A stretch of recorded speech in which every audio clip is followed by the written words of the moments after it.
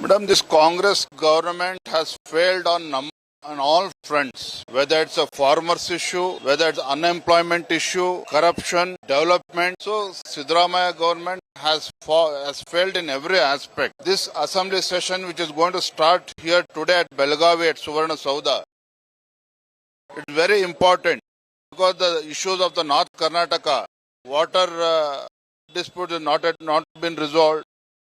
Farmers are protesting from last couple of months.